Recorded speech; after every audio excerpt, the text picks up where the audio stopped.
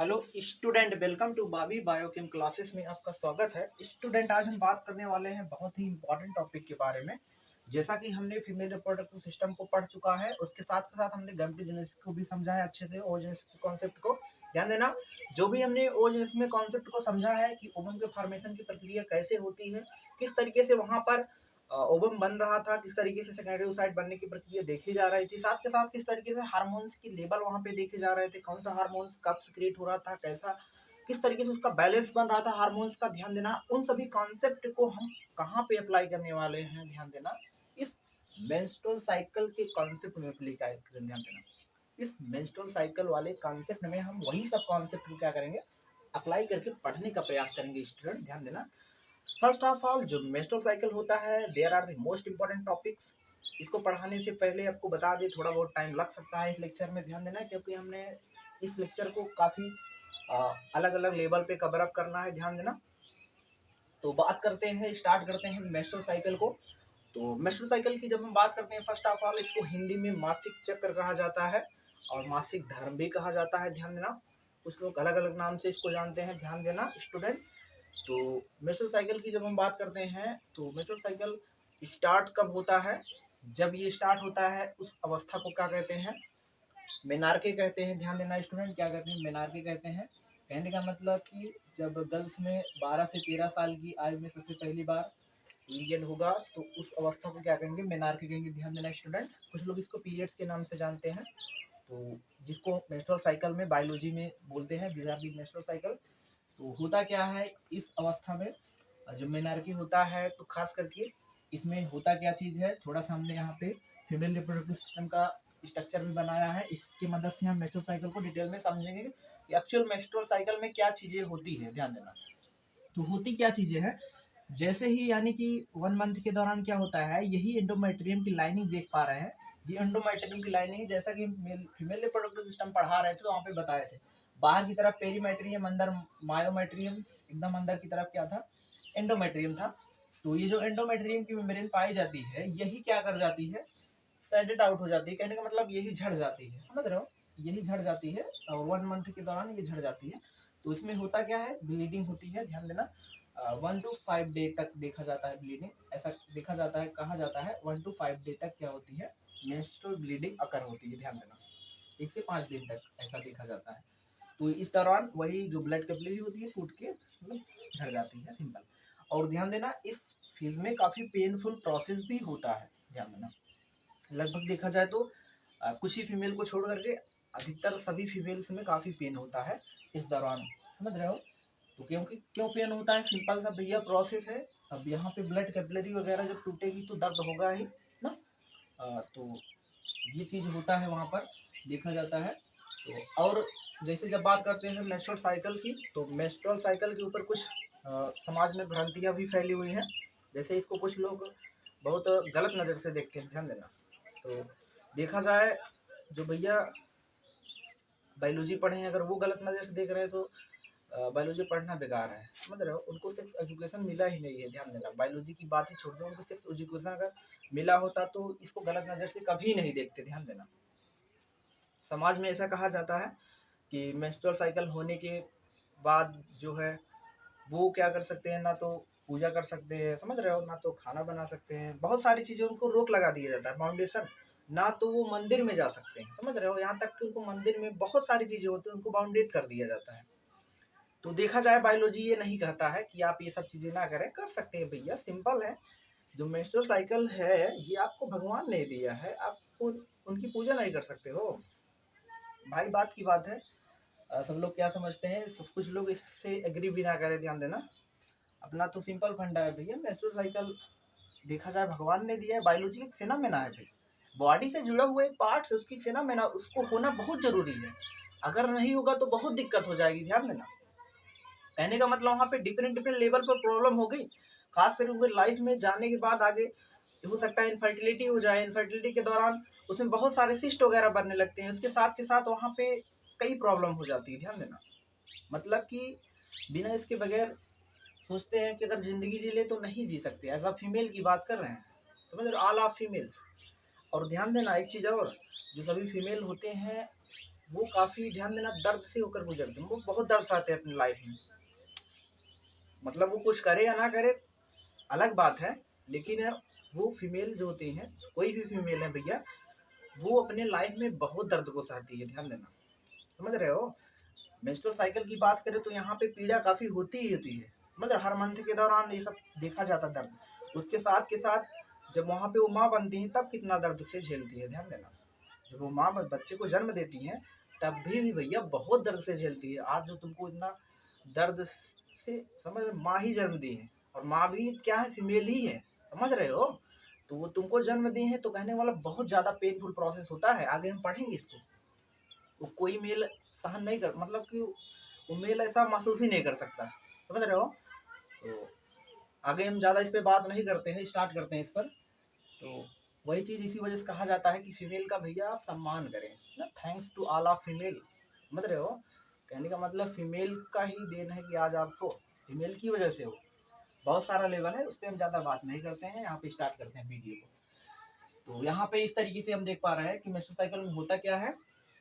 1 से 5 दिन तक क्या होती है, ब्लीडिंग देखी जाती है। पहली अवस्था जब शुरुआत होता है उसको मेनार्के कहते हैं, जिसको हिंदी में क्या कहा जाता है, रजो दर्शन कहा जाता है स्टूडेंट। उसके बाद जब ये प्रक्रिया समाप्त हो जाती है, लगभग 45 से 50 साल की आयु में ये चीज़ें बंद हो जाती है, समाप्त हो जाती है, जिसको क्या कहा जाता है स्टूडेंट, मेनोपॉज कहा जाता है, ध्यान देना, मेनोपॉज कहा जाता है। तो इसको रजोवृद्धि हिंदी में कहते हैं। ये होता है मेंस्ट्रुअल साइकिल के टर्म होते हैं, इंपॉर्टेंट है। यानी शुरुआती अवस्था को क्या कह रहे हैं, जब वो शुरुआत हो रहा है, समझ रहे हो, 12 से 13 साल की आयु में जब वो समाप्त हो रही है चीजें, समझ रहे हो, 45 से 50 साल में, उसको क्या कह रहे हैं, उसको क्या कह रहे हैं, मेनोपॉज। स्टार्टिंग को कह रहे हैं मेनार्के कह रहे हैं स्टूडेंट, ध्यान देना। अब हम स्टार्ट करते हैं मेंस्ट्रुअल साइकिल की जो डायग्राम बनाया गया है इसके बारे में जरा हम चर्चा करते हैं, ध्यान देना। These are the most important diagram for the NCERT. ये एनसीईआरटी बुक्स का बहुत इंपॉर्टेंट डायग्राम है। अगर इस डायग्राम को आप समझ जाते हैं तो आप कोई भी कॉम्पिटेटिव एग्जामिनेशन का क्वेश्चन आप सॉल्व कर सकते हैं, एमसी से रिलेटेड, ध्यान देना स्टूडेंट, इंपॉर्टेंट डायग्राम है। इस डायग्राम से रिलेटेड आप कोई भी एमसीक्यू सॉल्व कर सकते हैं जो भी एमसी से रिलेटेड हो, ध्यान देना स्टूडेंट। तो यहाँ पे इस डायग्राम में दिखाया क्या गया है, फर्स्ट ऑफ ऑल यहाँ से 1 से लेकर 28 डे का कोई साइकिल है किसी भी फीमेल का, ध्यान देना। जो मेंस्ट्रुअल साइकिल होता है ये, ध्यान देना, ये आला प्राइमेट मैमल में देखा जाता है, समझ रहे हो। ये 28 डे का होता है, 1 मंथ का, ऐसा कहते हैं, लगभग 1 मंथ का होता है, समझ रहे हो।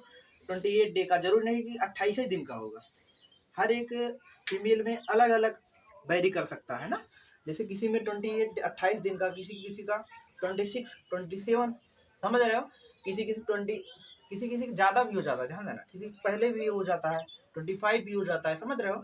तो जो 25 वगैरह यहाँ पे थोड़ा दिक्कत होता है, आगे हम बात करेंगे इसके बारे में क्या क्या प्रॉब्लम होती है। अगर मान लो वो चीज़ें काफ़ी एक्सटेंड कर जाती हैं, कभी कभी मेंस्ट्रुअल साइकिल एक्सटेंड का मतलब काफ़ी लेट होता है। तो लेट क्यों होता है, वहाँ पर जब न्यूट्रिशन प्रॉपर नहीं मिल पाता है तो उसके कारण लेट भी हो जाता है। तो वहाँ पर हो सकता है 35 डे तक चला जाता है कभी भी, ध्यान देना। 35 डे, 38 डे, ये जो होता है थोड़ा कहने का मतलब यहाँ पे दिक्कत होती है, ध्यान देना। जब ये चीज़ें आपको अगर देखा जाए तो आपको गायनिकोलॉजिस्ट से संपर्क में जाना चाहिए, आपको गायनिक से सलाह लेनी चाहिए, ध्यान देना। गायनिक मतलब अच्छा ऐसे डॉक्टर जो स्पेशलिस्ट किसके होते हैं, स्पेशलिस्ट फीमेल रिप्रोडक्टिव सिस्टम के स्पेशलिस्ट, यानी कि जो गायनिकोलॉजिस्ट जिसको कहते हैं, ध्यान देना। आपको उनको सलाह लेना चाहिए, उनसे दिखाना चाहिए, ध्यान देना। आगे हम बात करते हैं स्टूडेंट इस पे। कहने का मतलब कि आपको पता चला कि इस तरीके से क्या है, ये डेट को मेंशन किया गया है, डेट को दिखाया गया है, 1 2 3 4 5 6 7 8, इस तरीके से 28 29 डे को यहाँ पे रिप्रेजेंट किया गया है, ध्यान देना।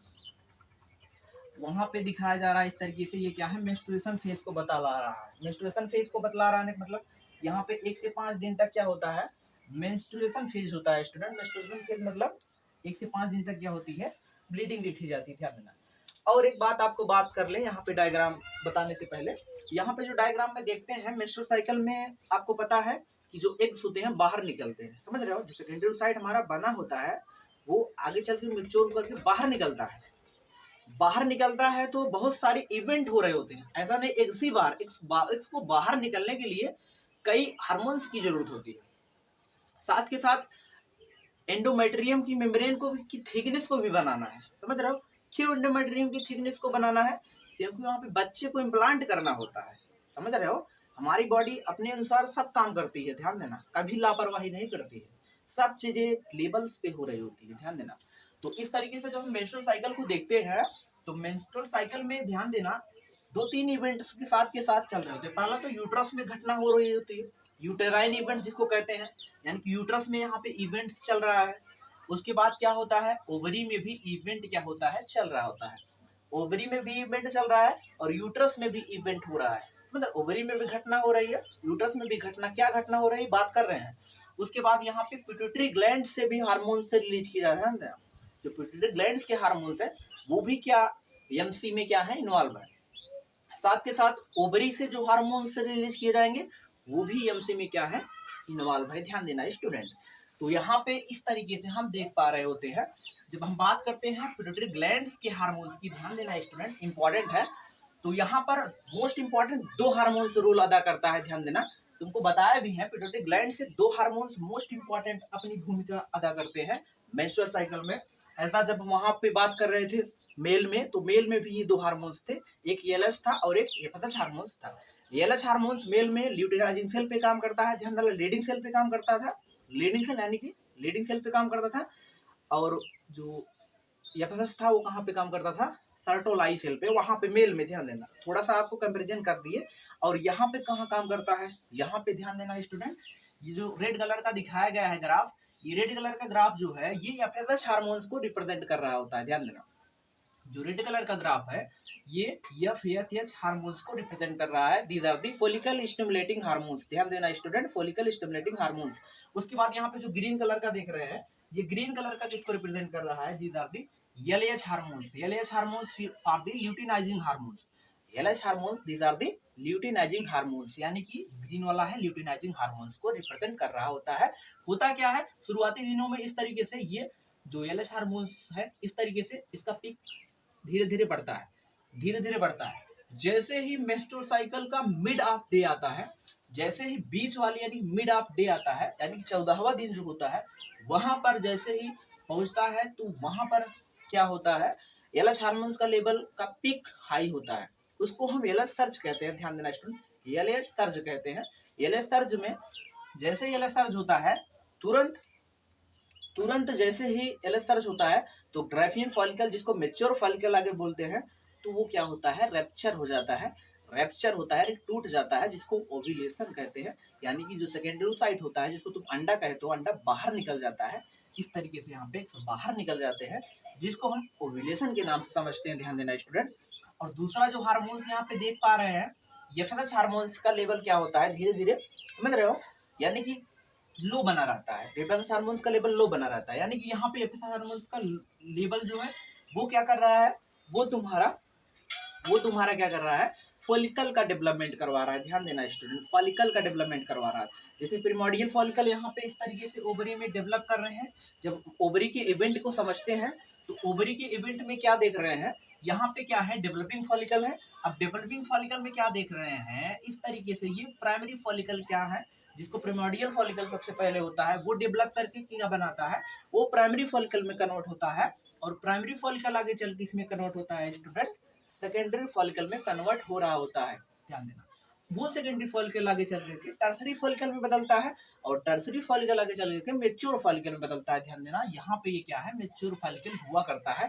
These are the Graafian follicle जिसको कहा करते हैं। अब जब मेच्योर फॉलिकल बन जाता है, मेच्योर फॉलिकल बन जाता है तो पिट्यूटरी ग्लैंड से हार्मोन्स रिलीज किया जाता है। एलएच हार्मोन्स का लेवल काफी पीक होता है। जैसे ही एलएच हार्मोन्स का लेवल पीक होता है इसको एलएच सर्ज कहते हैं। तो जो ग्राफियन फॉलिकल होता है हमारा वो रैप्चर हो जाता है। रैप्चर का मतलब टूट जाता है और रैप्चर होने से जो उसके अंदर सेकेंडरी साइट होते हैं, जो उसके अंदर एक्स जिसको तुम कहते हो, अंडा कहते हो, वो बाहर निकल जाता है, ध्यान देना। उसको हम सेकेंडरी साइट, क्योंकि तो आपको पढ़ाए हैं ओजेनस कॉन्सेप्ट को, तो इस तरीके से सेकेंडरी साइट बाहर निकल जाता है। इस प्रक्रिया को स्टूडेंट क्या कहते हैं, वेरी वेरी मोस्ट इंपॉर्टेंट, इस प्रक्रिया को क्या कहते हैं, ओव्यूलेशन के नाम से जानते हैं, ध्यान देना। ओव्यूलेशन जिसको हिंदी में अंडोसर्जन कहते हैं, ध्यान देना। इस तरीके से ये क्या होता है, सेकेंडरी साइड बाहर निकल जाता है, ध्यान देना। जब सेकेंडरी साइड बाहर निकलता है तो इस तरीके से जो यहाँ पर हमारा बचता है, क्या बचता है स्टूडेंट, इस तरीके से जो हमारा फॉलिकल का फीकल मास, सॉरी इसको हम फीकल मास भी नहीं कहेंगे, इसको हम मास कहेंगे, जो ये वाला पोर्शन बचता है ये आगे चल करके किस में बदलता है, ध्यान देना, ये वाला पोर्शन आगे चल के किसमें बदलता है, कार्पस ल्यूटियम में बदलता है। कार्पस ल्यूटियम से ध्यान देना वो एक नए हार्मोन्स को जनरेट करता है। आगे हम बात कर रहे हैं जिसको हम प्रोजेस्टेरॉन कहते हैं, ध्यान देना वो एक नए हार्मोन्स को जन्म देता है। कहने का मतलब पहले तो वो रिलीज कर रहा था क्या, ये एफएसएच रिलीज कर रहा था, ध्यान देना ये क्या कर रहा था, एफएसएच रिलीज करा कर फॉलिकल उसमें अंदर प्राइमरी ओसाइट डेवलप कर रहा है, तो जब सेकेंडरी ओसाइट में बदला, समझ रहे हो, जिससे कई फॉलिकल की स्टेज आई। प्रिमोर्डियल फॉलिकल, पहले प्रिमोर्डियल फॉलिकल था, फिर उसके बाद प्राइमरी फॉलिकल, फिर सेकेंडरी फॉलिकल, फिर टर्सरी फॉलिकल, फिर ग्रेफियन फॉलिकल जो कि मैच्योर फॉलिकल नाम से जानते हैं। वही रैप्चर हो गया। रैप्चर क्यों हुआ, क्योंकि वहाँ पे एलएच हार्मोन्स का लेवल पीक पे गया।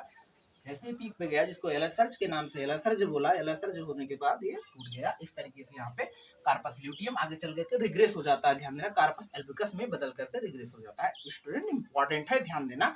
जहाँ पे हम बात करने वाले हैं अगले हार्मोन्स के लेवल के बारे में, ध्यान देना। यानी कि जो अगला हार्मोन्स का लेवल है स्टूडेंट, वो क्या है, ओवेरियन हार्मोन्स का लेवल हम समझने वाले हैं। ध्यान देना, ओवेरियन हार्मोन्स का लेवल क्या होता है, ओवरी में कौन कौन से हार्मोन्स का लेवल रिलीज किया जाता है, ध्यान देना। जब हम बात करते हैं ओवरी में, इस तरीके से ध्यान देना, एस्ट्रोजन हार्मोन्स रिलीज किया जाता है। आपको पता है एस्ट्रोजन हार्मोन्स जो कि फॉलिकल के रिलीज किए जा रहे हैं, फॉलिकल के ऊपर एफएसएच रिलीज करवा रहा है, ध्यान देना। अब इस तरीके से यहाँ पे एक लाइन और देख रहे हैं, एक ग्राफ में एक लाइन और देख रहे हैं जिसको हम कह रहे हैं प्रोजेस्टेरॉन हार्मोन्स, ध्यान देना। यानी कि जो रेड लाइन है स्टूडेंट, जो रेड वाली लाइन है वो क्या है, प्रोजेस्टेरॉन हार्मोन्स के लेवल को रिप्रेजेंट कर रही है। उसके साथ के साथ जो आपकी ग्रीन वाली लाइन है वो एस्ट्रोजन हार्मोन्स को क्या कर रही होती है, रिप्रेजेंट कर रही होती है, ध्यान देना। जैसे ही स्टूडेंट, जैसे ही 14वां दिन आता है तो एस्ट्रोजन हार्मोन्स का लेवल पीक होता है। तो पीक होने के बाद फिर जैसे ही पीक होता है, कहने का मतलब ओव्यूलेशन हो जाता है, सेकेंडरी साइड बाहर निकल जाता है, वैसे ही वो एस्ट्रोजन हार्मोन्स का लेवल क्या होता है, वो गिर जाता है। देख रहे हो, एक बार तो बढ़ रहा है, बढ़ रहा है, बढ़ रहा है, तेजी से बढ़ा, तेजी से बढ़ा तो ओव्यूलेशन हुआ, फिर से क्या हुआ, एस्ट्रोजन हार्मोन्स का लेवल गिर गया। यानी कि जो देख रहे हो ग्रीन वाली लाइन गिर गई। फिर उसके बाद कहानी क्या हो जाती है, पलट जाती है। कहानी पलटने का मतलब यहाँ पे जो कार्पस ल्यूटियम होता है वो नए हार्मोन का जन्म देता है। यानी कि जो प्रोजेस्टेरॉन हार्मोन्स का लेवल क्या कर देता है, बढ़ा देता है, समझ रहे हो। प्रोजेस्टेरॉन हार्मोन्स के लेवल को क्या करता है, बहुत अधिक मात्रा में प्रोजेस्टेरॉन लेवल रिलीज होता है। जैसे ही प्रोजेस्टेरॉन हार्मोन्स रिलीज होना स्टार्ट होता है तो ग्राफ ये देख रहे हो ऊपर की तरफ आ गया है, बता रहे हो। जो रेड वाला ग्राफ है प्रोजेस्टेरॉन हार्मोन्स का, इस तरीके से यहाँ पे देख रहे हो पीक इसका बढ़ा है।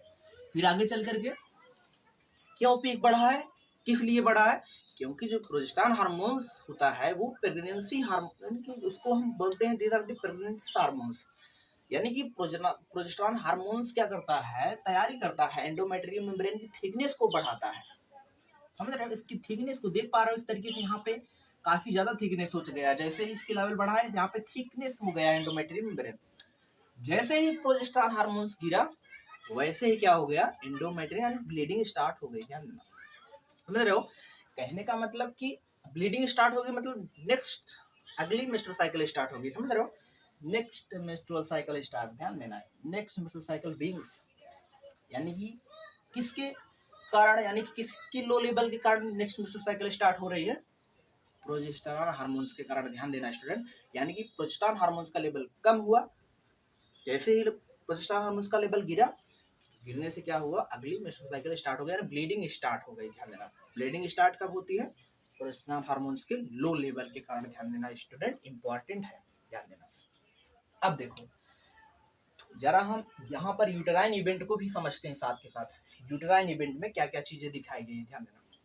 यहाँ पे देख पा रहे हैं इस तरीके से, यहाँ पे डेट को मेंशन किया गया है जो कि हमने आपको बता दिया है, 1 2 3 4 इस तरीके से 28 डे का एक नॉर्मल मेंस्ट्रुअल साइकिल को समझ रहे हो लिया गया है, इंपॉर्टेंट है।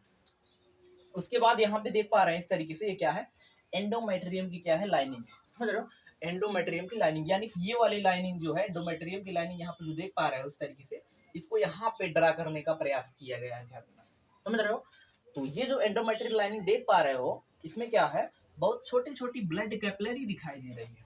यही जो रुधिर कैपिलरी है, ब्लड कैपिलरीज, रुधिर सिराएं, यही क्या होती है, ये झड़ जाती है, समझ रहे हो, टूट जाती है, और टूटने के बाद ब्लीडिंग होती है। जैसे देख रहे हो शुरुआती दिनों में क्या हो रहा है, 1 से 5 दिन तक क्या हो रहा है, मेंस्ट्रुएशन फेज देखा जा रहा है, समझ रहे हैं। मेंस्ट्रुएशन फेज का मतलब यहाँ पे 1 से 5 दिन तक क्या होगी, ब्लीडिंग होगी। यहाँ पे देख पा रहे हो इस तरीके से, ये शेडेड आउट हो रही है, समझ रहे हो। इस तरीके से यहाँ पे ये चीजें साइडेड आउट हो रही है, मतलब कि एंडोमेट्रियम की मेम्ब्रेन क्या होती है, झड़ जा रही है, समझ रहे हो। फिर आगे चल करके उसका क्या हो रहा है, पॉलीफरेशन हो रहा है, ध्यान देना, यानी कि जिसको पॉलीफरेटिव फेज बोलते हैं। स्टूडेंट इंपॉर्टेंट है, पॉलीफरेटिव फेज बोलते हैं। और पॉलीफरेटिव फेज को हम फॉलिकुलर फेज भी बोलते हैं। फॉलिकुलर फेज का मतलब कि development of follicle, developing of follicle और डेवलपमेंट ऑफ फॉलिकल। यहाँ पर फॉलिकल का डेवलपमेंट देखा जा रहा होता है, इसके अंदर, ओवरी के अंदर, ध्यान देना। वो फॉलिकल का जब डेवलपमेंट हो रहा होता है तो एस्ट्रोजन हार्मोन्स का सिक्रीशन हो रहा होता है, जाहिर सी बात है क्या होगी, पॉलीफरेटिव फेज होगी। पॉलीफरेटिव फेज का मतलब एंडोमेट्रियम की मेम्ब्रेन धीरे धीरे क्या होगी, पॉलीफरेट होगी। पॉलीफरेट का मतलब कि वो धीरे धीरे थिकनेस उसकी बढ़ेगी। स्टूडेंट इंपॉर्टेंट है, ध्यान देना। आगे का जो फेज यहाँ पे दिखाया गया है, आगे का जो फेज है, ध्यान देना, उसको हम कह रहे हैं ल्यूटियल फेज। क्या कह रहे हैं student, these are the luteal phase कह रहे हैं, ध्यान देना, इंपॉर्टेंट है। क्या कह रहे हैं, ल्यूटियल फेज कह रहे होते हैं। अब जो ल्यूटियल फेज है, जो ल्यूटियल फेज है, इसको हम एक नाम से और जानते हैं, इसको हम एक नाम से और जानते हैं, क्या कहते हैं इसको हम, सेक्रेटरी फेज भी कहते हैं, ध्यान देना।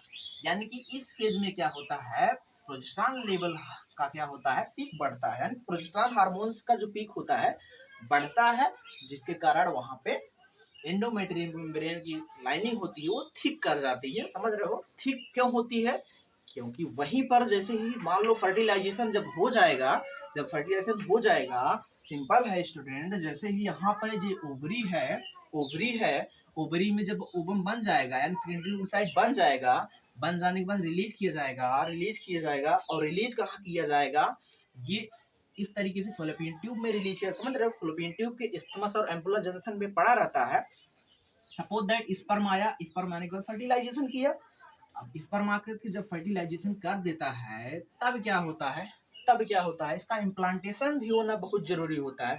यानी कि जो जाइगोट जब बन जाएगा, जाइगोट बनने के बाद इसका इम्प्लांटेशन होगा, यानी एम्ब्रियो में कन्वर्ट होगा। एम्ब्रियो आगे चल धंसता कहाँ पे है, धंसेगा कहाँ, यानी कि उसका मीडियम कहाँ, इम्प्लांट कहाँ पे होगा, समझ, रोपित कहाँ पे होगा, तो यहीं पे रोपित होता है, ध्यान देना स्टूडेंट, जिसको हम क्या कहते हैं, एंडोमेट्रियम की मेम्ब्रेन कहते हैं। यानी कि मतलब उसी के लिए वो प्रोजेस्टेरॉन हार्मोन्स का लेवल पीक होता है, क्योंकि वहां पे वो अपनी थिकनेस को मेंटेन कर सके, ताकि बेबी उसमें आसानी से ग्रो कर सके, समझ रहे हो। बेबी एम्ब्रियो जिसको तुम बोलोगे ज्यादा अच्छा रहेगा, सिंपल, जो कि हमने समझा। फिर आगे चलकर नेक्स्ट साइकिल स्टार्ट हो जाती है इसके लो लेवल कारण, जो कि लो लेवल कारण यहाँ पे देख पा रहे हैं इस तरीके से, फिर से क्या हो रहा है उसकी, यानी कि थिकनेस था, फिर से उस झड़ जा रही है, क्या, एंडोमेट्रियम की लाइनिंग, समझ रहे हो, सिंपल स्टूडेंट। अब देखो इस तरीके से ये क्या है तुम्हारा एनसीईआरटी का डायग्रामेटिकली सेक्शन है, ध्यान देना, एनसीईआरटी का मोस्ट इंपोर्टेंट डायग्राम है। आई होप स्टूडेंट आपको जो भी चीजें हमने समझाया आपको समझ में आया होगा, ध्यान देना। थोड़ा इसमें हम एक्स्ट्रा स्टॉक जानकारी ले लेते हैं। एक्स्ट्रा स्टॉक जानकारी मतलब कुछ हम आउटलाइन जानकारी इसके बारे में हम हासिल करने का प्रयास कर रहे हैं, ध्यान देना। होता क्या है स्टूडेंट, होता क्या है, यहाँ पे जब ओवरी में फॉलिकल डेवलप कर रहे होते हैं, आगे चल करके जब मेच्योर फॉलिकल बन जाता है, जिसको मेच्योर फॉलिकल अथवा ग्रेफियन फॉलिकल कह रहे हैं, जब यहाँ से सेकेंडरी साइड रिलीज किया जाता है, तो ये सेकेंडरी साइड का जीवन काल जो होता है 24 घंटे होता है, ध्यान देना, 24 घंटे होता है। यानी कि 24 घंटे के अंदर अंदर अगर स्पर्म आ गया तो वहां पे जाइगोट बन जाएगा, समझ रहे हो। अगर 24 घंटे के अंदर अंदर या उसके पहले, समझ रहे हो, क्योंकि स्पर्म भी काफी देर तक सर्वाइव करता है वहां पर, ध्यान देना। तो उस समय जब स्पर्म आ जाएगा तो जाइगोट बनने का प्रयास रहेगा, यानी वहां पे तो जाइगोट बनेगा, अगर नहीं आया तो नहीं, समझ रहे हो, फर्टिलाइजेशन नहीं होगा, ध्यान देना। तो इसको समझने के लिए जरा हम एग्जाम्पल से समझते हैं, ध्यान देना। जैसे इंपॉर्टेंट है 14वें दिन पे हमेशा क्या होता है, अगर एक 28 दिन की मेंस्ट्रुअल साइकिल है तो वहां पर 14वें दिन पे क्या होता है, ओवम को रिलीज किया जाता है, जिसको हम ओव्यूलेशन कह रहे हैं। तो वहां पर होता क्या है, अगर सपोज डेट 14वें दिन पे रिलीज किया जाता है सेकेंडरी साइड को, अगर एग्जाम्पल के स्वरूप 15वें दिन पर अगर 6 किया जाए, 15वें दिन पे 6 किया जाए तो क्या फर्टिलाइजेशन का चांस होगा, होगा। अगर 16 डे पे किया जाए तो होगा, लेकिन 15वें दिन पे ज्यादा प्रियोरिटी रहेगी, ध्यान देना। 17 डे पे 17वें दिन पर कम पॉसिबिलिटी होगी कि वो फर्टिलाइजेशन कर सके शुक्राणु, ध्यान देना। क्यों, क्योंकि वो 24 घंटे तक ही जीता है, क्या, सेकेंडरी साइड। अगर इसके पहले डेट जो 13 तारीख है तो मतलब 13 डे पे अगर 6 किया जाएगा तो वहां पर भी फर्टिलाइजेशन का चांस रहेगा। ध्यान देना स्टूडेंट, 12 डे पर भी उतना पॉसिबिलिटी नहीं होगी। समझ रहे हो? कहने का मतलब यहाँ पे जो बीच का डेट देख रहे हो, ये डेट काफी मायने रखता है फर्टिलाइजेशन के लिए। यानी कि अगर जिसको कंसीव करना होता है तो इस तरीके से अगर वहां पर 6 वगैरह करते हैं तो वहां पर फर्टिलाइजेशन का चांस ज्यादा रहता है। समझ रहे हो? इस तरीके से यहाँ पे इसको हम जान सकते हैं। और स्टूडेंट कुछ हम और एक्स्ट्रा स्टॉक जानकारी अगर इसमें हम बात करें, ध्यान देना, जैसे कोई भी फीमेल है अगर उनको अपना मेंस्ट्रुअल साइकिल डेट पता करना है तो कैसे पता करेंगे? तो मेंस्ट्रुअल साइकिल उनको तो मालूम होता है, ओव्यूलेशन डेट यहाँ पे बात करें तब जाके तुमको समझ में आएगा। यानी कहने का मतलब कोई फीमेल है, सब में मेंस्ट्रुअल साइकिल अलग अलग डेट का हो रहा है, तो उनको अगर पता करना है कि हमारा ओव्यूलेटरी डेट यानी ओव्यूलेशन का डेट कब है, मतलब अंडा कब बाहर निकल रहा है, तो उसके लिए ध्यान देना थोड़ा सा हम इसमें हम बताते हैं आपको एक्स्ट्रा स्टॉक जानकारी। सिंपल है। सबसे पहले जो आपका ल्यूटियल फेज होता है, ध्यान देना, जिसको सेक्रेटरी फेज कह रहे हैं, ये ल्यूटियल फेज हमेशा कितने दिन का होता है? 14 डे का होता है। 14 डे का होता है, 14 दिन तक इसका फिक्स होता है। आगे का जो होता है वो वेरी कर सकता है। ध्यान देना स्टूडेंट। एग्जाम्पल के स्वरूप, उदाहरण के स्वरूप अगर हम बात करें, सिंपल है स्टूडेंट, अगर कोई फीमेल की मेंस्ट्रुअल साइकिल 28 डे की है, मतलब 28 दिन की है, तो उसमें जो होगा ओव्यूलेशन का डेट कब होगा अगर आपसे कहा जाए, तो जाहिर सी बात है जब 28 डे की है तो इधर वाला हमारा क्लियर है। अभी हमने आपको बताया कि जो ल्यूटियल फेज है वो 14 डे का होगा, यानी 14 दिन का होगा, तो उसका आधा क्या होगा? 14 दिन। यानी कि जो ओव्यूलेशन का डेट होगा वो कब होगा? 14वें दिन पर अंडा बाहर निकलेगा। ध्यान देना स्टूडेंट। आगे हम सपोज दैट कोई फीमेल है, समझ रहे हो, उनका मान लो कि 26 डे का क्या है? मेंस्ट्रुअल साइकिल है। ध्यान देना 26 डे का उनका क्या है? मेंस्ट्रुअल साइकिल है। अब 26 डे में कब उनका ओव्यूलेशन होगा? कब ओव्यूलेशन होगा? तो ये तो तुम्हारा एकदम क्लियर है। ये क्या है? तुम्हारा क्लियर है। समझ रहे हो? यानी 14 दिन ये ल्यूटियल फेज का क्या है? क्लियर है। अब जो डे बचता है उसी डे पर क्या होगा तुम्हारा? उसी डे पर क्या होगा? यानी कि उसी डे पे क्या होगा? यानी कि 12वें दिन पे क्या होगा? ओव्यूलेशन की प्रक्रिया देखी जाएगी। समझ रहे हो? ओव्यूलेशन देखा जाएगा कब? 12वें डे पर। समझ रहे हो स्टूडेंट?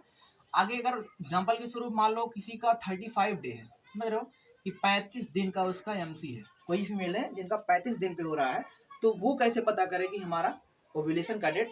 तो सिंपल है, इसके लिए उनका क्लियर है 14वां दिन, ये तो क्लियर होता है 14 डे क्योंकि ल्यूटियल फेज। अब बच कितना रहा है? यानी कि यहाँ पर जो आपका होगा 25 डे, यानी कि इस तरीके से 21 डे पर यहाँ पे देख पा रहे हैं इस तरीके से, यानी कि 21 डे पर क्या होगा? ओव्यूलेशन की प्रक्रिया देखी जाएगी। ध्यान देना, अंडा इस दिन पर निकलेगा। ध्यान देना स्टूडेंट। तो इस तरीके से आप ये चीजें को समझ सकते हैं। ध्यान देना, इस तरीके से आप इन चीजों को क्या कर सकते हैं स्टूडेंट? समझ सकते हैं। आई होप आपको ये चीज समझ में आया होगा। ये एक्स्ट्रा स्टॉक जानकारी है। ध्यान देना, आप इसको ले सकते हैं, अप्लाई कर सकते हैं, मतलब इस तरीके से अपना ओव्यूलेशन का डेट पता कर सकते हैं। ध्यान देना स्टूडेंट। आई होप आपको ये चीजें बहुत अच्छे से समझ में आया होगा। अगर आपको मेंस्ट्रुअल साइकिल से रिलेटेड कोई भी डाउट्स हो तो कमेंट करेंगे प्लीज, जिससे आपका उसका निवारण किया जाएगा। ध्यान देना। तो कुछ स्टूडेंट ध्यान देना, बहुत खास करके थैंक्स अ लॉट जो लास्ट तक बने हैं। बहुत कम स्टूडेंट होते हैं जो लास्ट तक बने होते हैं। तो thanks for watching video student. ये वीडियो थोड़ा लंबी भी हो सकती होगी। Thanks student.